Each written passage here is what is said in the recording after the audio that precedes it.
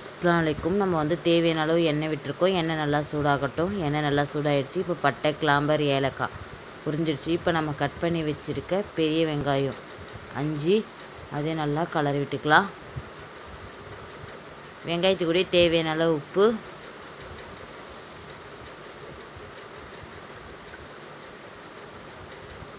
வெங்காயம் வதங்கியிருக்கு. இப்போ நம்ம கட் பண்ணி வச்சுருக்க 4 அல்லது 5 தக்காளி கட் பண்ணி வச்சுருக்கோம். தக்காளியும் சேர்த்துக்கலாம்.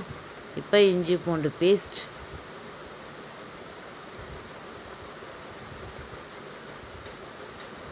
மூணு ஸ்பூன் பூண்டு பேஸ்ட், 3 ஸ்பூன் இஞ்சி பேஸ்ட் நல்லா பச்சை வாசனை போகிற வரைக்கும் நல்லா கலரி விட்டுக்கலாம். இப்போ காரத்துக்கு தகுந்த மாதிரி நம்ம பச்சை மிளகாய் சேர்த்துக்கலாம். அது கூடயே புதினா கொத்தமல்லியும் சேர்த்துக்கலாம்.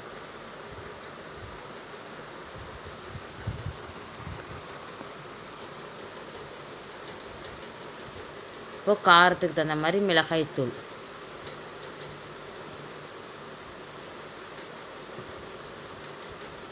ரெண்டு ஸ்பூன் மிளகாய்த்தூள், மஞ்சத்தூள் ஒரு அரை ஸ்பூன்,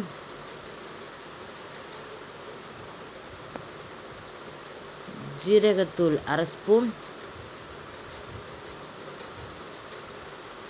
சோம்புத்தூள் அரை ஸ்பூன்,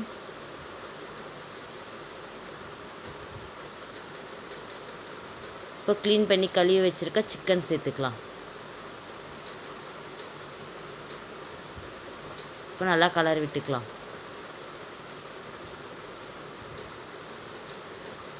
நல்லா எண்ணெய் பிரிஞ்சு வந்துருக்கு. இப்போ வந்து நம்ம பிரியாணி மசாலா தூள் ஒரு 2.5 ஸ்பூன்,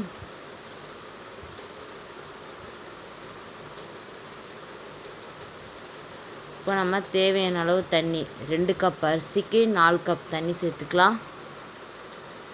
மூடி வச்சிடலாம். நல்லா கொதிக்கட்டும். வெயிட் பண்ணலாம்.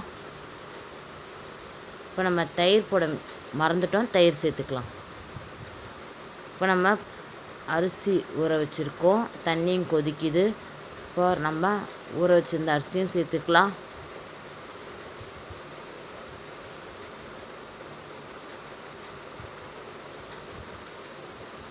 அரிசி சேர்த்தாச்சு. இப்போ ஒரு வாட்டி கலரி விட்டுக்கலாம்.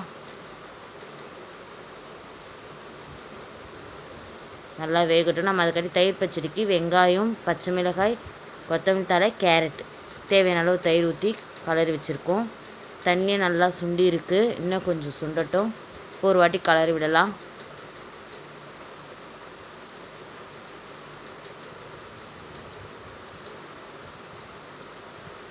இப்போ தண்ணி நல்லா சுண்டி இருக்குது. இப்போ நம்ம வந்து ஒரு 2 ஸ்பூன் நெய் சேர்த்துக்கலாம்.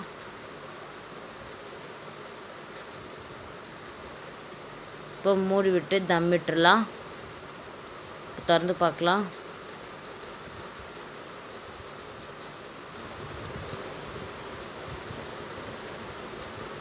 திறந்து கலரி விடலாம். Chicken biryani ready. வாங்க சாப்பிட்லாம். அஸ்ஸலாமு அலைக்கும்.